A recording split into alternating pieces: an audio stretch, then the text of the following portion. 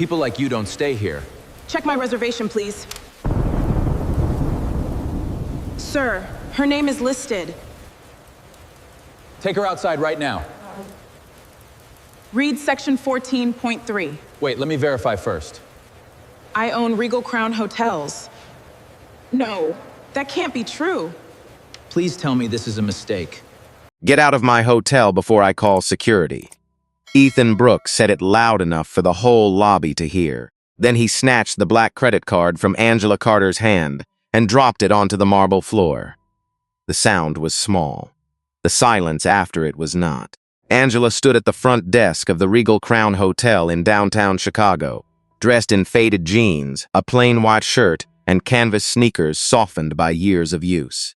A worn leather messenger bag hung from her shoulder. She looked tired, not lost, not desperate, just tired in the way people look after a long flight and too many hours of work. But Ethan did not see a guest. He saw an assumption. He placed the toe of his polished Oxford shoe on the card and pressed down. Hard. The black metal scraped against the marble. Angela's eyes moved from his shoe to his face. She did not speak. Behind the desk, Emily Reed covered her mouth, but not fast enough to hide the nervous smile. Ethan leaned closer, his voice sharp and polished like a knife wiped clean. "This is a 5-star hotel, Mom.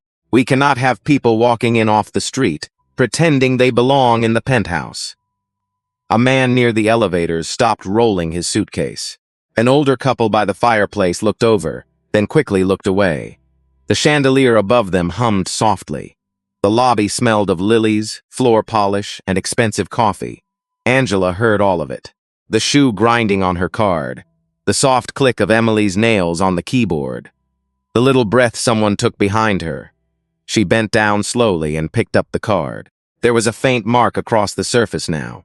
Ethan watched her like he expected her to break. She didn't. "I have a reservation," she said. Her voice was quiet, steady, penthouse sweet. Emily let out a short laugh before she could stop herself. Ethan smiled without warmth. "Of course you do."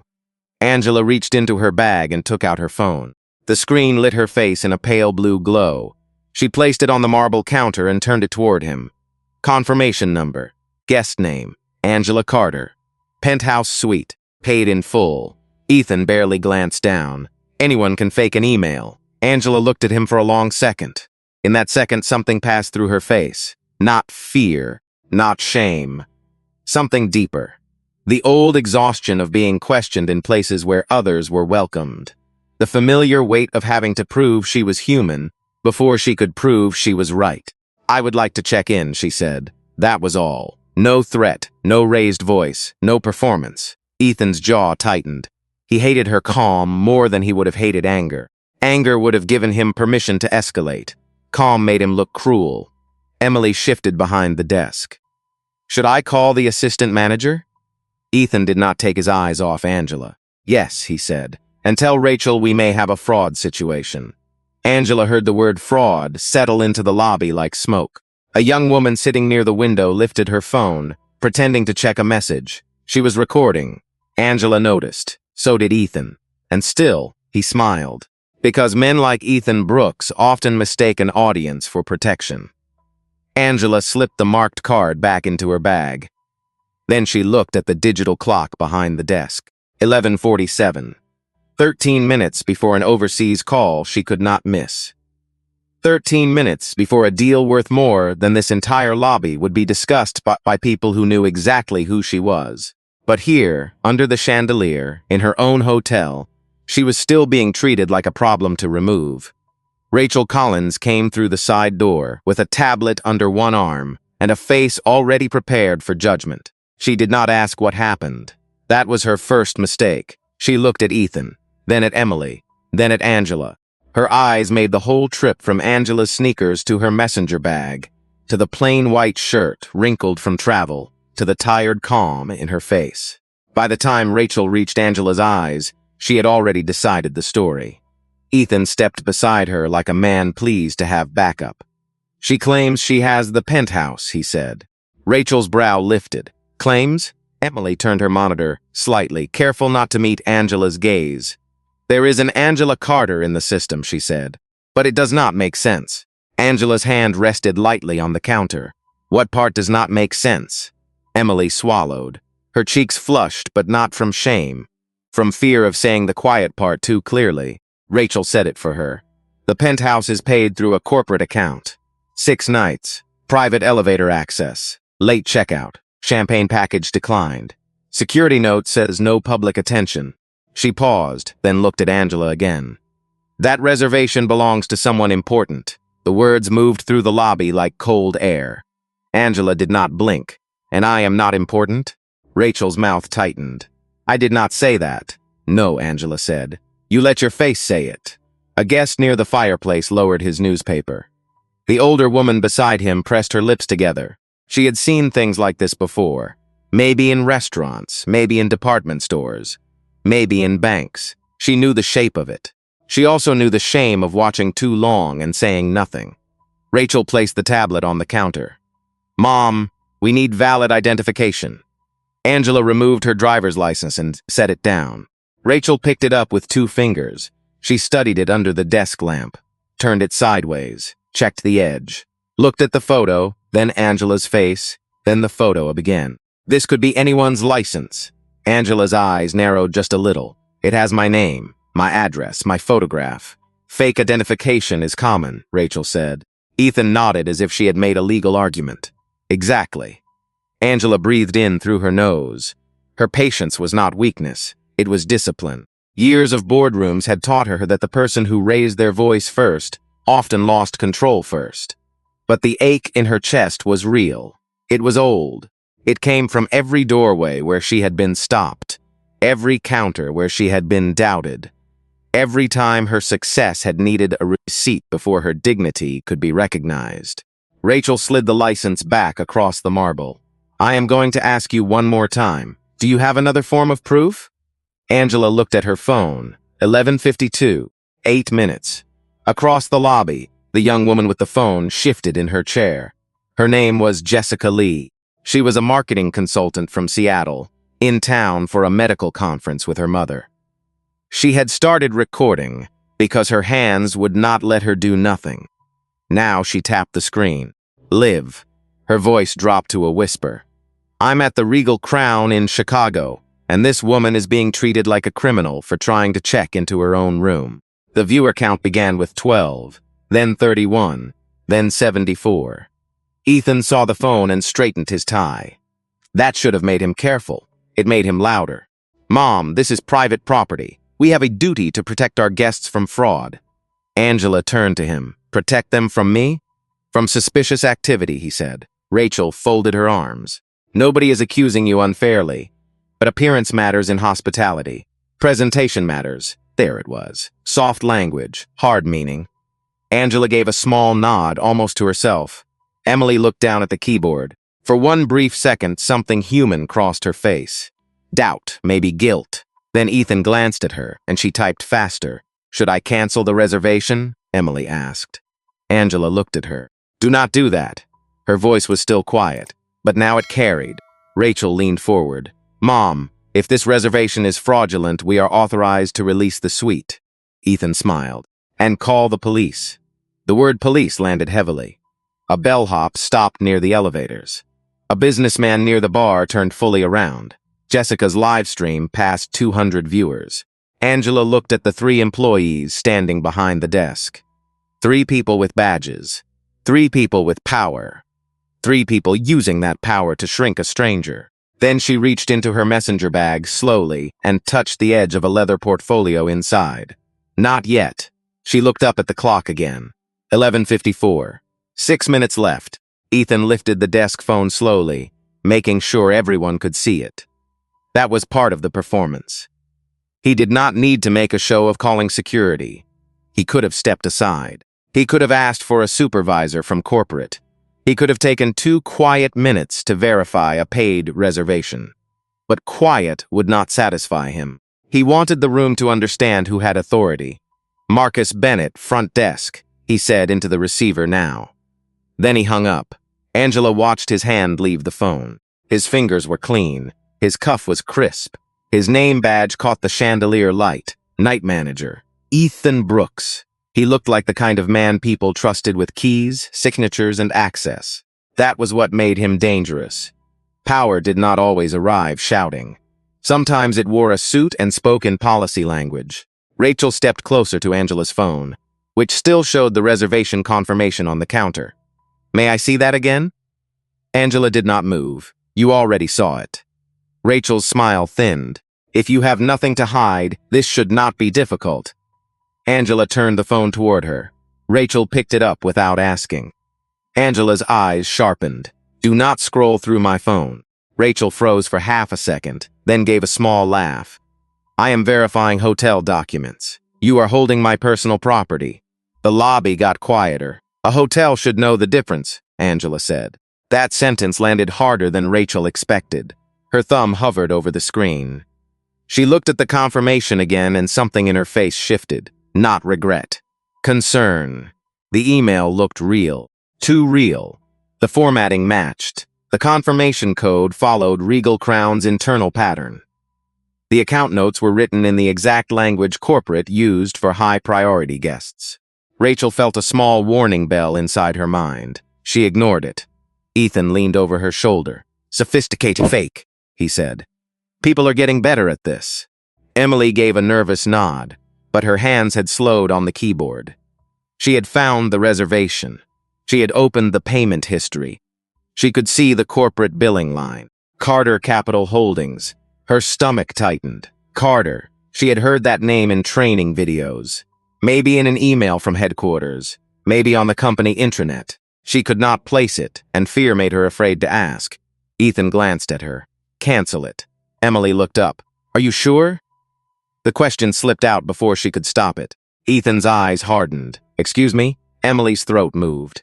"I just mean the reservation is prepaid. It says executive hold. There are restrictions on modifications." Rachel turned toward her. "Emily, do what your manager told you." Emily looked back at the screen. Her finger trembled over the keyboard. Angela saw it. She saw the young woman's fear, the need to belong, the terror of becoming the next target. That did not excuse her cruelty, but it explained the shape of it. People often borrowed someone else's prejudice just to feel safe beside power. Angela spoke softly. "Emily, if you cancel that reservation without cause, make sure the system records who instructed you." Emily's finger stopped. Ethan laughed once. Listen to her. Now she is giving legal advice. Across the room, Jessica whispered to her live stream. They are trying to cancel her room right in front of her.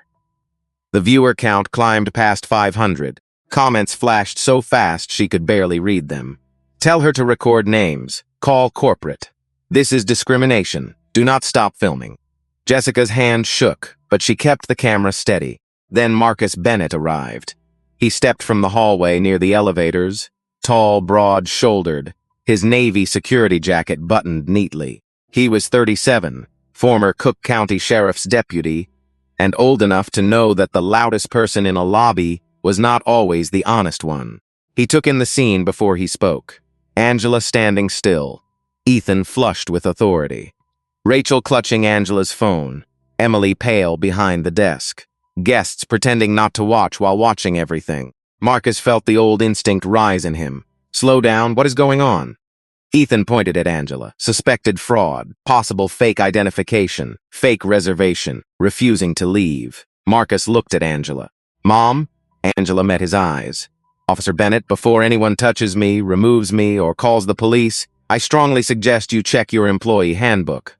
Marcus blinked. "What section?" Angela's voice did not change. 14.3. Ethan rolled his eyes. There it is. Legal nonsense. But Marcus did not move right away, because Angela had not said it like a guess. She had said it like someone who already knew what was written there. Marcus pulled out his phone, but he did it slowly. He was not afraid of Ethan. He was afraid of being used. That was something years in uniform had taught him. Sometimes people called security because they were unsafe. Sometimes they called security because they wanted their bias to wear a badge. Ethan stepped closer. "Marcus, we do not need a policy review. We need her escorted out." Marcus kept his eyes on the screen. "You said fraud. I need to know what I am acting on." Rachel gave a tight laugh. "You are acting on management instruction." Marcus looked up. And if management instruction violates policy, the lobby shifted. Just a little. Ethan's face hardened. Careful. That single word carried a threat. Angela watched Marcus absorb it. She saw his jaw tighten, then settle. He had probably spent half his life making calculations like that. When to speak. When to stay silent. When keeping your job meant swallowing something bitter. He typed into the employee app. 14.3. The loading circle spun. Emily's eyes flicked between Marcus and Ethan. Her hand was still near the keyboard, frozen above the cancel button. Jessica's live stream climbed past 1,000 viewers. Across the lobby, Brandon Hayes rose from a leather chair near the bar. He was in his mid-30s, wearing a navy business suit and no tie. He had been reviewing contracts on his laptop when Ethan first raised his voice. For several minutes, he had hoped someone else would step in. No one did. That hope embarrassed him. He closed the laptop and walked toward the desk. "Excuse me," he said. Ethan turned, irritated. "Sir, this is a private matter." Brandon looked around the open lobby, at the phones, at the guests, at the security officer holding up the policy app. "Private?" His voice was calm, but it carried. "You are humiliating a woman in the middle of a hotel lobby. That is not private. That is public misconduct." Rachel's lips pressed flat. "Sir, please do not interfere with an active security issue." Brandon's eyes moved to Angela, then back to Rachel. "What security issue?" She showed a reservation. She showed identification.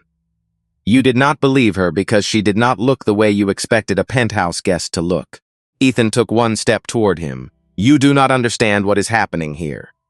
Brandon did not step back. "I understand perfectly. I have stayed in enough hotels to know the difference between verification and harassment." That word struck the desk like a hammer. Harassment. The older woman by the fireplace whispered something to her husband. He looked down at his hands. A bellhop swallowed hard. Emily finally removed her finger from the keyboard. Ethan saw it. "Cancel the reservation, Emily." Her face went pale. "I cannot." The words came out barely louder than breath. Ethan stared at her. "What did you say?" Emily's voice trembled, but she forced it out again. "The system will not let me cancel an executive hold without a corporate override." Rachel snapped her head toward the monitor. "Move." Emily shifted aside. Rachel leaned in, typed her credentials, and stopped. A red warning box appeared on the screen. She read it once. Then again. Her face changed. Ethan noticed. "What?" Rachel's mouth opened, then closed. Nothing. But it was not nothing. Angela could see the moment Rachel's confidence cracked. Tiny. Almost invisible, but real. Marcus's phone loaded. He read silently. Then his eyebrows pulled together. "Ethan," he said, low and careful. "Do not start," Ethan snapped. Marcus turned the phone so only Ethan and Rachel could see. Section 14.3. Discriminatory treatment based on race, perceived income, dress, accent, disability, or other protected and dignity-related factors may result in immediate suspension pending investigation, termination for cause, and personal liability if the conduct creates reputational harm to the company. The silence went deep, not peaceful, dangerous. Jessica whispered to her viewers, "He just read the policy. They are in trouble now." The viewer count jumped again. 1,400, 1,700, 2,000. Rachel lowered Angela's phone onto the counter as if it had become hot. Ethan tried to laugh. "That policy is for obvious discrimination. This is fraud prevention." Angela tilted her head. "Then verify the reservation through corporate." Ethan's eyes narrowed. "We do not need corporate." Angela looked at him for a long moment. "Yes," she said softly. "You do." At that exact second, Rachel's tablet buzzed. Once, then again, then 3 more times. She looked down. Her hand tightened around the edge. The color drained from her face. Ethan saw it and hissed under his breath. "What now?" Rachel swallowed. "Corporate Communications just sent an alert." Her voice cracked. "They are asking why Regal Crown Chicago is trending for guest discrimination." Rachel stared at the alert as if the words might rearrange themselves into something less terrifying. They did not. Regal Crown Chicago. Guest discrimination. Live video circulating. Immediate status report required. Her thumb hovered over the screen, but she did not answer. For the first time since she walked into the lobby, Rachel looked unsure of where to put her hands. Ethan stepped beside her and lowered his voice. Give me that. Rachel did not hand it over. Ethan. Her voice was thin now. Corporate is asking for names. The word names changed the air. Emily looked down at her badge. Marcus glanced toward the cameras above the reception desk. Brandon Hayes folded his arms and watched Ethan with the kind of patience that made guilty men feel rushed. Angela remained still. That stillness bothered Ethan most of all. He needed her to look afraid. He needed her to argue. He needed her to become the angry woman he could point to and say, "See, this is why we acted." But she gave him nothing. Only control. Only quiet. Only a mirror. Ethan turned toward the lobby. "Ladies and gentlemen," he said, forcing a smile, "we apologize for the inconvenience. This is simply an internal matter involving a suspicious reservation." Jessica spoke from her chair before she could talk herself out of it. "Then why did you mention her clothes?" Every head turned. Jessica's phone was still raised. Her cheeks were flushed, but her voice held. "Why did your assistant manager say the real guest would look different?" Rachel flinched. Ethan pointed at Jessica. "Mom, stop recording."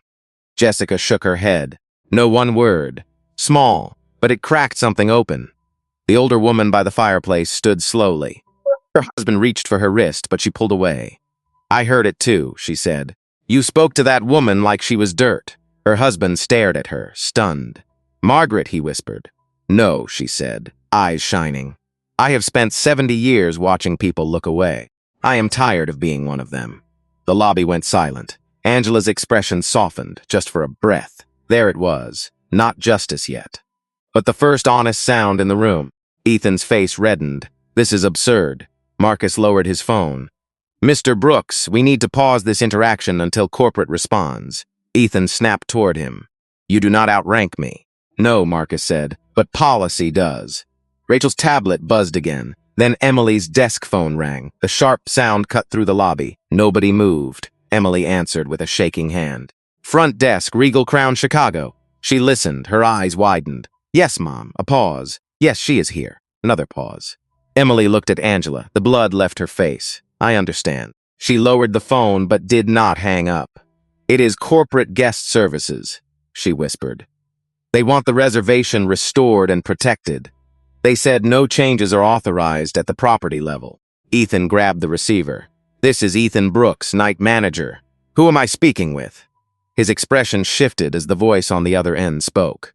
First annoyance, then confusion, then a flicker of fear. "No, I understand there is a social media situation, but we are dealing with a suspected fraud case." He stopped. The line had gone quiet on his end, but the person speaking had not. His grip tightened. "I did not refuse service based on race." Angela finally moved. She reached into her messenger bag and took out the leather portfolio. Not dramatically. Not quickly. Just carefully. Like she was done waiting for people to become decent on their own. Rachel saw the portfolio and frowned. Ethan saw it and tried to keep talking. Angela opened it on the counter. Inside were printed pages, reports, emails, complaint summaries. A board packet with clean tabs and corporate letterhead. The chandelier light slid over the first page. Operational Risk Review. Regal Crown, Chicago. Angela placed one sheet in front of Rachel. Rachel looked down, her lips parted. "How do you have this?" Ethan turned, still holding the phone. "Have what?" Rachel did not answer. She read the first lines. Guest satisfaction down 31%. Night shift complaints increased over 6 months. Repeated allegations of discriminatory treatment. Angela pulled another page, then another. Her voice stayed low, but now every person in the lobby leaned in to hear it. There have been 52 complaints tied to this property in the last quarter. Many were dismissed before they reached corporate leadership. That ended tonight. Ethan's mouth opened. Nothing came out. Angela looked at him. "You thought I came here for a room." She set one final page on the counter. "I came here for the truth." Ethan stared at the words on the page, but his mind refused to hold them. Operational Risk Review. Regal Crown, Chicago. Prepared for executive leadership.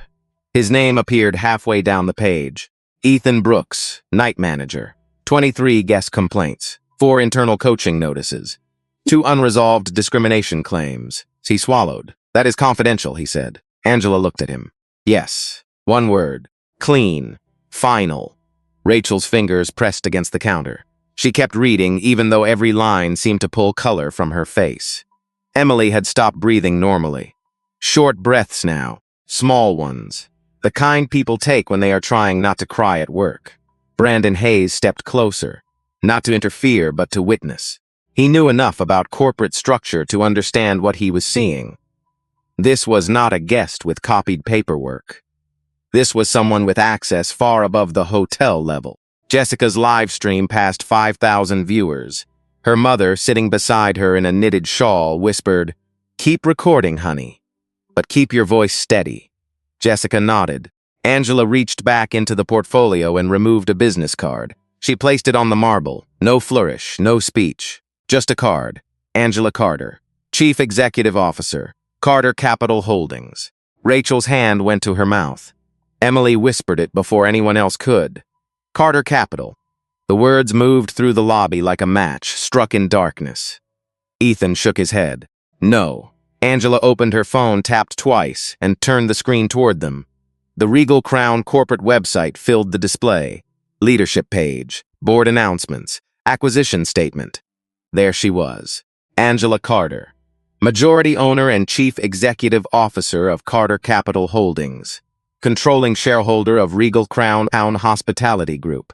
The photo showed the same woman in a dark, tailored suit, standing in a boardroom with glass walls behind her. Same face, same eyes, same calm, only the clothes had changed. Ethan looked from the screen to Angela, his lips parted. "You are," Angela finished it for him, "the person who owns this hotel." The lobby went dead still. Even the air seemed to stop moving. The fountain near the center of the lobby kept running, soft water over black stone, but now the sound felt too loud. Rachel took one step back. Emily gripped the edge of the desk. Marcus lowered his eyes for a moment, not in shame, but in recognition. He had known something was wrong. He had felt it. Still, he had come close to becoming part of it. That truth settled heavily on him. Ethan tried to recover. Men like him always tried. "Carter," he said quickly, his voice suddenly polished and thin. "If we had known your role, of course this would have been handled differently." Angela looked at him. "That is the problem." He blinked. "Excuse me? You would have treated me better if you knew I had power. But I did not need power to deserve respect." The words landed softly. That made them worse. Rachel's eyes filled, but Angela did not look away from Ethan. "I told you my name. I showed you my reservation. I showed you identification. You chose not to believe me because of what you decided I was worth." Ethan's face tightened. "That is not fair." Angela tilted her head. "Fair?" For the first time, her voice sharpened. Fair would have been a clean check-in. Fair would have been a question asked with dignity. Fair would have been one person behind this desk, remembering that hospitality means welcoming the stranger, not measuring their value by their shoes. No one spoke. Angela turned to Rachel. "You had the system in front of you." Rachel's lips trembled. "I made a bad judgment. You made a human being stand in your lobby and defend her right to be here." Rachel looked down. Angela turned to Emily. "You found the reservation before anyone else did." Emily nodded, tears slipping now. "I should have said something." "Yes," Angela said, "you should have." Emily flinched, but Angela's voice softened. "And that is where learning begins. Not with excuses. With truth." The desk phone was still off the hook. A faint voice from corporate guest services called Ethan's name through the receiver. Nobody answered. Angela closed the portfolio but kept one document out, the acquisition audit. Her eyes moved across the lobby, guests, staff, phones, faces, some ashamed, some stunned, some hungry for the spectacle. But Angela was not there to perform revenge. She was there to expose a wound. She looked back at Ethan. This was never about one room. Her hand rested on the report. It was about what happens when people with small authority use it to make other people feel small. Ethan's throat moved. Angela checked the clock.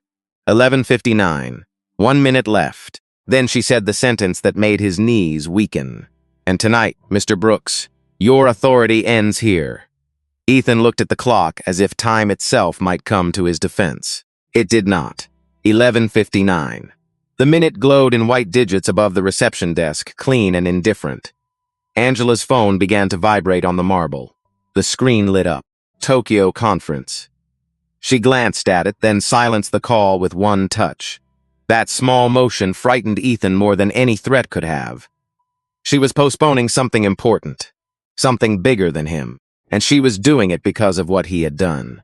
Rachel whispered, "Miss Carter, please. We can move this somewhere private." Angela turned to her. "You made it public." Rachel's mouth closed. No one in the lobby moved. Jessica's live stream had passed 10,000 viewers. The comments were a blur, but the people in the room no longer needed to read them. They could feel the world pressing against the glass.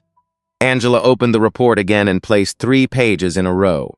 Ethan Brooks, Rachel Collins, Emily Reed, employer files, summaries only, but enough. She did not expose addresses. She did not reveal private medical details or anything cruel. That was not her way. Accountability did not need humiliation to be real. But the facts were brutal. Ethan's page listed repeated complaints about dismissive treatment, selective service, and aggressive handling of the disputes during night shifts. Rachel's page showed ignored training requirements, unresolved guest complaints, and a pattern of backing staff decisions without investigation. Emily's page was shorter, newer, less severe, but there was enough. 2 guest comments about rude laughter, 1 mention of mocking a customer's accent. Emily covered her mouth. "I did not know they wrote that down." Angela looked at her. "People remember how you make them feel. Sometimes they write it down because it is the only power they have left." Emily began to cry silently. Ethan pointed at the papers. "This is inappropriate." Angela looked at him. What was inappropriate was destroying a guest's credit card, threatening police without evidence, attempting to cancel a prepaid executive reservation, and using the word fraud because your imagination could not place a black in a penthouse. The sentence hit like a door slamming shut. Brandon nodded once. Marcus stood straighter. Rachel's eyes dropped to the floor. Ethan's voice cracked at the edges. "I did not know who you were." Angela stepped closer to the desk. "You keep saying that like it helps you. It does not. A person should not need to be your employer to receive basic courtesy. A person should not need wealth, title, or an attorney to be treated like they belong in a lobby." Her voice slowed. "Because every lobby is a test. Every counter, every front desk, every gate, every office door. It tells people what kind of world they have entered." The older woman by the fireplace wiped her eyes. Her husband finally stood beside her. His face was red with shame. "You are right," he said quietly. "We should have spoken sooner." Angela gave him a small nod. "Then speak sooner next time." That was not an insult. It was an invitation. Rachel's tablet buzzed again. This time, she turned it toward Angela without being asked. Angela read the message. "Corporate Crisis Team online. Board Council notified. Requesting executive direction." She took the tablet, typed a short reply, and returned it. Rachel read the message and went still. Ethan leaned over. "What did she say?" Rachel's voice was barely audible. "Suspend all local management authority pending executive review." Ethan stared at her. "No." Angela looked at Marcus. "Mr. Bennett, please secure Mr. Brooks's access badge and radio. He is suspended effective immediately." Marcus hesitated, not because he disagreed, because he understood the weight of it. Then he stepped forward. "Ethan, hand me your badge." Ethan backed up half a step. "You cannot be serious." Marcus's voice stayed calm. "Do not make this worse." Ethan looked around the lobby. No ally came. Not Rachel, not Emily, not the guests, not even the silence. His hand went slowly to his jacket. He unclipped the badge and slapped it onto the counter. The sound was small, but this time, the silence after it belonged to Angela. Rachel's shoulders shook. "What about me?" Angela turned to her. "Your authority is suspended too. You will remain available for corporate review." Rachel removed her badge with trembling fingers. Emily looked terrified. Angela faced her last. "Emily Reed, your access stays active for now." Emily blinked through tears. "Why?" "Because you stopped before you crossed the final line," Angela said. "And because fear can be taught out of a person if they are willing to tell the truth." Emily nodded hard. "I am willing." Angela's phone rang again. "Tokyo Conference." She answered this time. "Yes, Mr. Sato," she said, eyes still on the lobby. "I apologize for the delay." She paused. "No, the audit is not complete." Her gaze moved to Ethan. But I have found the problem. Ethan stood behind the counter without a badge, and somehow he looked smaller than he had 10 minutes earlier. Nothing about his body had changed. Same suit, same shoes, same carefully combed hair, but the room no longer reflected his authority back to him. The lobby had stopped obeying. Angela ended the call with Tokyo and placed the phone face down. Mr. Sato understood. She said to no one in particular. People who build long-term partnerships understand that culture matters. How we treat people in small moments tells them how we will behave when the stakes are larger. Brandon Hayes nodded slowly. That is true in every business I have ever worked with. Angela looked toward him. Your name? Brandon straightened. Brandon Hayes. Room 2840. Management consultant. I was not planning to be part of this night. Few people plan to become witnesses, Angela said. The question is what they do once they are. Brandon lowered his gaze for a moment. He understood the lesson. It was not only for Ethan. It was for everyone who had watched. Rachel wiped under one eye with the back of her hand. Miss Carter, I know this may not mean much right now, but I am sorry. Angela studied her. Sorry for what? Rachel blinked. For what happened? Angela shook her head once. That is too easy. Rachel's face tightened. Angela's voice stayed even. Name it. Rachel swallowed. Her shoulders rose, then fell. I judged you by how you looked. I assumed you did not belong here. I used policy as a cover after I had already made up my mind. The words scraped on the way out. Everyone heard it. Angela gave a small nod. That is the beginning of an apology. Rachel looked wounded, but she did not argue. Ethan let out a bitter laugh. So now we are doing public confessions in a hotel lobby? Marcus turned toward him. Ethan. No, Ethan snapped. I made a mistake because she came in looking nothing like a typical penthouse guest. Everybody here knows that. I just said what others think. The lobby froze. It was the kind of sentence people regret before the sound finishes leaving their mouth. Angela did not react at first. Then she looked around the room. Is that true? No one answered. Angela let the silence stretch. Because silence had been the lobby's first language tonight. Silence when her card hit the floor. Silence when she was called suspicious. Silence when police were mentioned. Silence when dignity was being tested in real time. Finally, Margaret, the older woman by the fireplace, spoke. Some people may think it. That does not make it right. Her husband nodded, slowly this time, and it does not make it harmless. Angela turned back to Ethan. That is the wound, Mr. Brooks. You think bias becomes acceptable when enough people share it. Ethan's face hardened, but his eyes had begun to lose focus. He was no longer controlling the room. He was surviving it. Angela opened her portfolio again and removed a thicker packet. This location was flagged 6 weeks ago. Rachel looked up sharply. 6 weeks? Angela nodded. Mystery guest reports, customer complaints, employee exit interviews, social media reviews. The pattern was clear. She placed the packet on the counter. Guests of color questioned more often. Working-class guests assigned worse rooms. Older guests ignored when they complained. Staff using phrases like not our usual clientele and protecting the atmosphere. Emily whispered, oh God. Angela looked at her. Hospitality can become cruelty when it decides some people are atmosphere and other people are contamination. The words were quiet. They cut deep. Jessica's phone was still raised, but her eyes were wet now. Her live stream had become more than content. It had become evidence. It had become a room full of strangers learning at the same time. Angela turned to Marcus. You asked what your role was tonight. This is it, not force, judgment, not obedience, protection. Marcus nodded. I understand. Do you? He stood straighter. Security should protect dignity, not just property. Angela held his gaze. Good. Then she looked at Emily. And the front desk? Emily wiped her cheeks. The front desk is the first promise a hotel makes. Angela's face softened. Exactly. Rachel pressed both hands flat on the marble. What happens now? Angela looked at the clock. 12:04.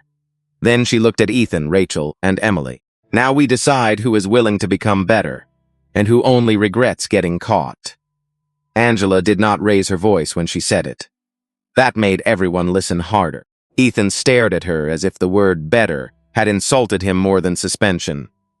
Rachel looked down at her hands. Emily stood behind the desk with wet cheeks, waiting for judgment like a student outside the principal's office. Angela placed her phone on the counter and opened a secure video call. Within seconds, 3 faces appeared on the screen. A corporate attorney, a human resources director, a regional operations executive still wearing a sweatshirt, clearly pulled from home after midnight. Angela spoke first. I am at Regal Crown, Chicago. I am initiating an emergency conduct review. This call is being documented. Local management authority has been suspended. Security is present. Witnesses are present. Video evidence exists. The attorney leaned closer to his camera. Understood, Miss Carter. Ethan's shoulders dropped. Not much, but enough. Angela turned the phone so Ethan and Rachel could see the screen. You will each be given 3 options tonight. Rachel closed her eyes. Ethan's jaw locked. Angela continued. Option 1, immediate resignation. You leave the property tonight. Human Resources documents the departure as voluntary, pending final legal review. No public statement from the company names you personally unless litigation requires it. Rachel's breath caught. Option 2, termination for cause. The record will state discriminatory guest treatment, violation of conduct policy, and failure to follow verification procedure. Any future employer who verifies employment will be told you are not eligible for rehire. Ethan's face went gray. Option 3, full investigation. You remain suspended while outside counsel reviews every complaint, every camera angle, every internal message, and every prior guest interaction tied to your names. The attorney added, that may include depositions if civil claims are filed. The word depositions landed heavily. It sounded like courtrooms, fees, years, names online forever. Ethan gripped the counter. This is retaliation. Angela looked at him. No, retaliation is punishment for telling the truth. Accountability is consequence for causing harm. Brandon Hayes murmured. That distinction matters. Angela did not look away from Ethan. You have spent this evening calling me suspicious. You nearly used police authority to support your assumption. You tried to remove me from a property I own. If I wanted revenge, this conversation would look different. Ethan's eyes flicked toward the phone's recording. Then why do this here? Because this is where you did it, Angela said. The lobby held its breath. Rachel's voice broke. I choose resignation. The words came fast, like she had been holding them behind her teeth. I am not proud of what I did. I cannot defend it. She unclipped her access card and placed it beside her badge. Angela nodded once. Human Resources will contact you in the morning. Rachel covered her face with one hand, but she did not argue. Ethan stared at her. You are just giving up? Rachel looked at him through tears. No, Ethan. I am telling the truth before I lose the nerve. That sentence did something to Emily. Her crying stopped. Her back straightened. Ethan looked around, searching for another version of the room. A version where he was still right. A version where the guest admired him. A version where Angela was still nobody. It was gone. Fine, he said. His voice was flat. I resign. The HR director on the phone asked him to confirm clearly for the record. Ethan's face twisted. I said I resign. Angela nodded to Marcus. Please escort Miss Brooks and Ms. Collins to collect personal belongings under supervision. Retrieve keys, radios, and any property access devices.